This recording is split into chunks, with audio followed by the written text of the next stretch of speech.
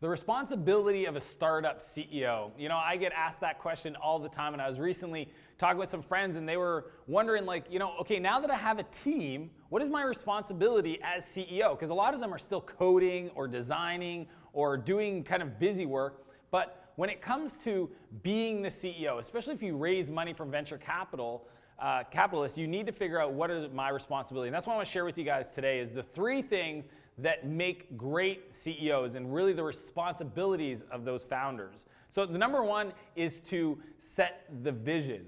Think about where the company's going. You know, when people come to work, they want to have a sense of future state. You know, I always kind of try to paint people the picture, not what we're doing today, because we can kind of project out what does the rest of the day or the week look like, but how does this look like in 3 to 5 years or even 20 years? What is our mission for this company?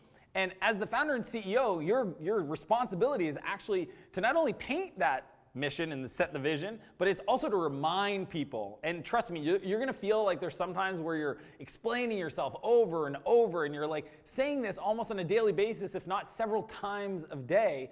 But that's actually your job. That is what founders and CEOs do. They carry that mission and that vision forward. They remind people, they tie what they're working on back to that mission, and that is what they do all day. It's a communication strategy, it's a leadership strategy, and that is the first, responsibility of a CEO. The second, the most important, the one that will kill you, is don't run out of money.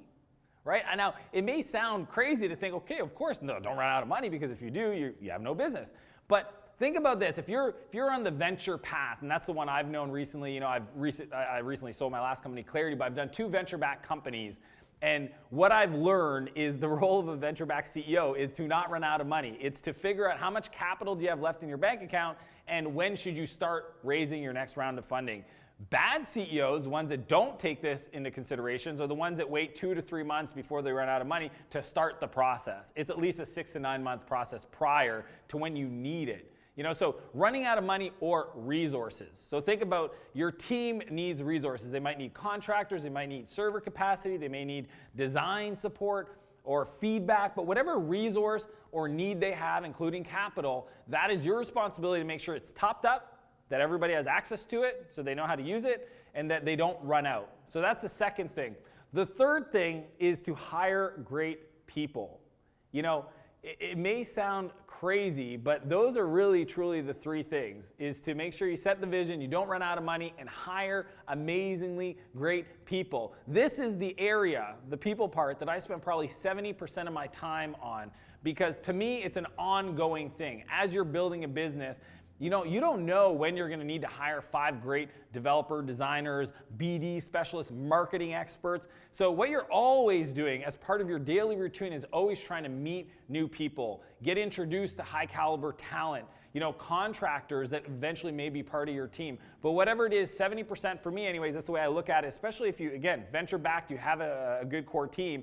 You need to be continuously looking for new talent and then recruiting that talent. And most people at a high-performing team, the people you hire don't need a job. They're probably working somewheres, and your responsibility, your goal is to try to convince them to either leave that position and join you, or if they're working on their own startup, and this has happened in many times, I'd say half of the people I hire actually are working on their own companies, is putting their projects on hold so they can come join our mission and our vision for the next 2 to 3, maybe 4 years if you're lucky. But having A players and making sure that you continuously, if people aren't performing, they're not a good fit, get them off the team. If you need more people, have them queued up, have them ready to join the team. Those are the 3 areas. Again, it's set the vision, don't run out of money, and hire really great people. That's a responsibility of a startup CEO, and I want to share that with you guys quickly. I would invite you to like this video and leave a comment below. Let me know if you have any other tips for founders, CEOs, or if you've struggled with anything